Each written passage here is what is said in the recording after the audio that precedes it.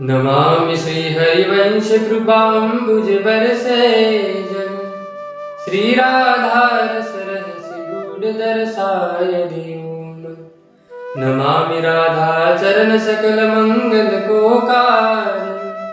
नमामि श्रीहितरूप शिव गौरांग विहार। नमामि रसिकानंद पियानन अम्बुज अली। नमामि ललिता ललित रूप रस बेली महाफल। नमामि सहचरि वृंद सदा सेवत राधापद।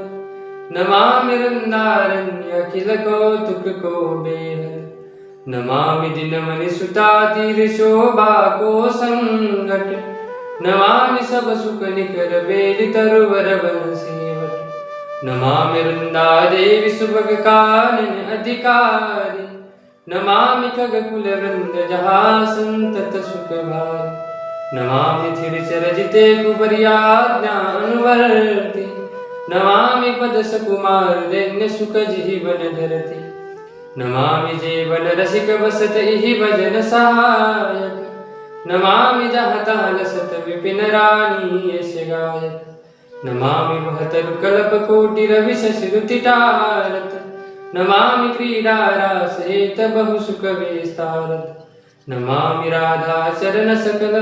नमामि राधा इष्टमिष्ट जस रसना गाव। नमामि श्रीपद पद्म पराग ही सादर पाव। नमामि श्रीपद पद्म पराग ही सादर पाव। श्री हरिवंश प्रणाम। पूज्य श्री सद्गुरुदेव भगवान के चरणों में प्रणाम। आज भी श्री जी की बड़ी कृपा है कि आज भी हमें एक भगवत भक्त के चरित्र के ऊपर बोलने का यहाँ पे सुअवसर मिल रहा है। हर दिन किसी न किसी एक भक्त के चरित्र के ऊपर हम यहाँ पे चर्चा करने का प्रयास कर रहे हैं, लेकिन आज थोड़े अनूठे भक्त हैं जिनके आज हम यहाँ पे चर्चा करने वाले हैं। वो भक्त थोड़े बाकी भक्तों से थोड़े अलग हैं। मैं अलग क्यों कह रहा हूँ, उसका कारण है कि आज के जो भक्त हैं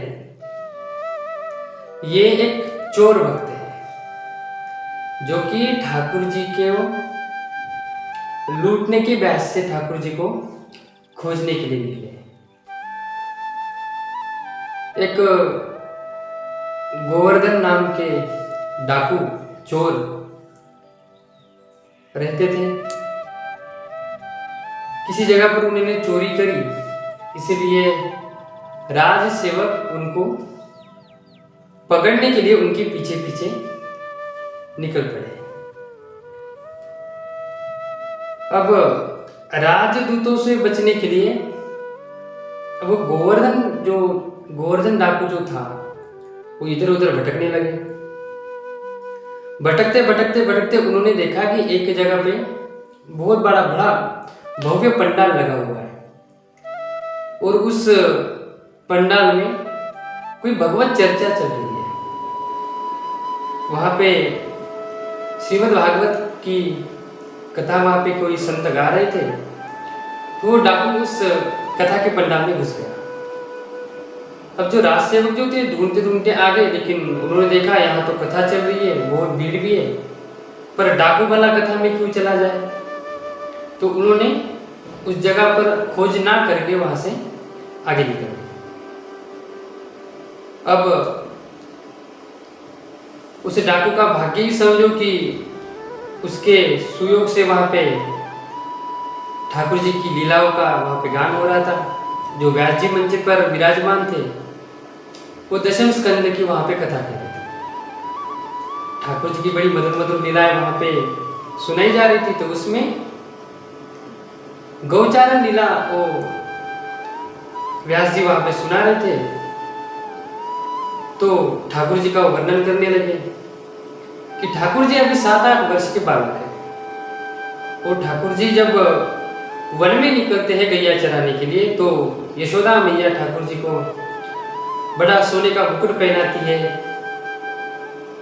कमर में अच्छी सी कोंदनी, गले में बड़े बड़े मोतियों के माल, और हाथों में सोने की छड़ी, एक सोने की श्रृंगी भी ठाकुर जी के हाथ में है। एक बड़ी प्यारी मधुर सोने की बंसी ठाकुर जी की कमर में यहाँ पे कोने में कसी हुई है। और महाराज जैसे ही उस डाकू ने सुना कि ठाकुर जी के पास इतना सारा सोना ठाकुर जी पहनकर गोचारण करने के लिए जाते, तो महाराज सोने का नाम सुनते उसके कान तो खड़े हो गए। अब उन्होंने आराम से सुना, उसने सोचा कि मैं तो बड़े बड़े लोगों को ऐसे ही लूट लेता हूँ, तो इस बच्चे को लूटने में क्या मुझे दिक्कत होगी। तो महाराज कथा विश्राम होने का वो राह देखने लगा डाकू। और जैसे ही कथा विश्राम हुई और व्यास जी अपने मंच से अपने रहने की जगह पे निकलने लगे, उसने जाकर तुरंत उस व्यास जी को रोका और पूछा, महाराज आप अभी जिस बालक के बारे में वर्णन कर रहे थे वो बालक मुझे कहाँ मिलेगा। अब वो डाकू तो वैसे से ही डाकू लग रहा था, उसके पूरा 7-8 फीट लंबा और तगड़ा, काली मूछे, काला एकदम। तो व्यास जी ने तो महाराज तुरंत ही क्या हुआ, व्यास जी को पता चल गया कि ये कोई बड़ा चोर है। लेकिन व्यास जी को लगा कि हाँ अब ठाकुर जी की शायद इस पर कृपा होने वाली। अब उसने पूछा कि महाराज आप जिस बालक का वर्णन कर रहे थे ये बालक मुझे कहाँ मिलेगा। अब कहाँ मिलेगा पूछने के बाद व्यास जी बोले कि भाई ये बालक तो बड़ा दूर रहता है, बड़ी दूर यमुना नदी के किनारे वृंदावन नाम का एक बड़ा सघन कुंज है, बड़ा एक बहुत बड़ा वन है, और वहां पे एक बालक रहता है।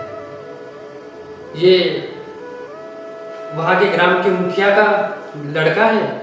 इनके पिताजी का नाम उन्होंने बताया कि वहां पे इनके पिताजी का नाम श्री नंद बाबा है। अब महाराज तो उसने पूछा कि नहीं मुझे ऐसा आधा अधूरा मत बताइएगा, मुझे पूरा डिटेल में बताइएगा पता रास्ता लेने का। तो फिर महाराज उन्होंने कहा कि ठीक है, तो तुम्हारी इसके लिए तुम्हें मेरे घर पे चलना पड़ेगा, क्योंकि भागवत में देख के मैं पूरा तुम्हें बताऊंगा। तुम्हारा तो डाकू घर पे चला गया और व्यास जी ने ग्रंथ निकाला और पूरा उसको वर्णन बताया, ठाकुर जी कैसे है, कैसे दिखते हैं, ठाकुर जी कितने जगह पे टेढ़े हैं, कैसी उनकी रूप छटा है, कैसा उनका रूप माधुर्य है, पूरी उसने बात बता दी। अब महाराज जैसे ही उसने सुना कि जमुना नदी के किनारे कोई वृंदावन नाम की जगह है, वहां पे ये रहते हैं। पर व्यास जी ने कहा कि तुम तो डाकू हो, लेकिन वो तो महाराज चोरों को भी सरदार है, तो ऐसे में हाथ में नहीं आने वाले।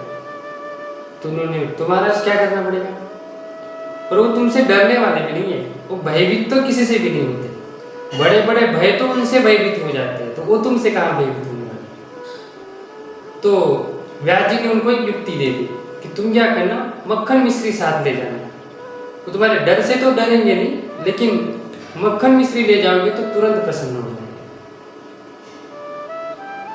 और उस डाकू ने प्रतिज्ञा कर ली कि जब तक मैं उनको पकड़ूंगा नहीं, जब तक उनको मैं लूटूंगा नहीं, तब तक जल भी ग्रहण नहीं करूंगा।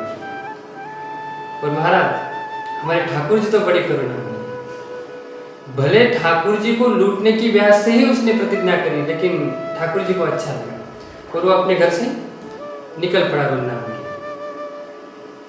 अब चलते चलते बिना खाए पिए 7-8 दिन हो गए, चलते चलते जा रहा है। आखिर में जमुना नदी के किनारे वृंदावन में आके पहुंच गया और वहां पे देखा कि बहुत सारे ग्वाल बाल खेल रहे हैं, गैया भी चल रही है, लेकिन व्यास जी ने जिस बच्चे का वर्णन किया था वो उनको कहीं भी दिख नहीं रहा है। तो उन्होंने किसी एक बच्चे को बुलाया, गौचारण करने वाले को, पूछा कि यहाँ पे कोई श्याम सुंदर नाम का लड़का रहता है जिनके पिता का नाम नंद बाबा है, वो आजकल दिखाई नहीं दे रहा गैया लेके।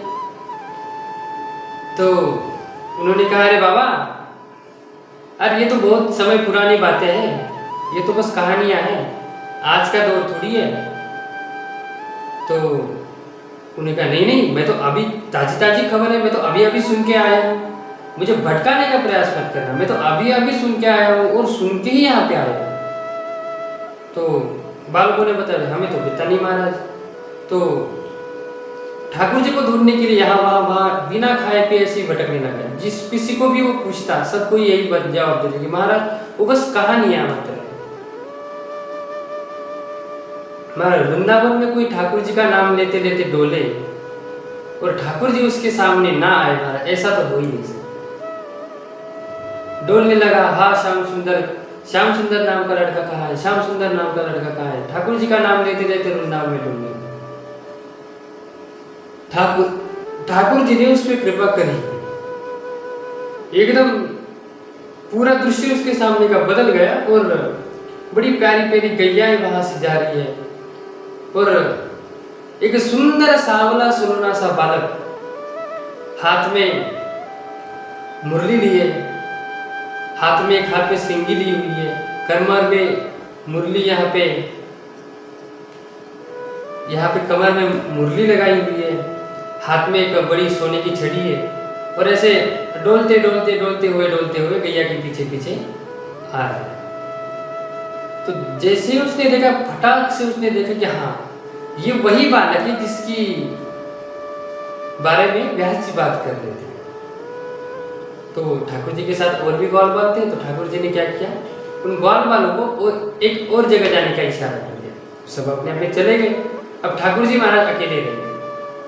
अब जैसे ही ठाकुर जी अकेले रह गए तो तुरंत वो ठाकुर जी के सामने आ गया और बोला, मुझे पूरा गहने उतार के दे दो।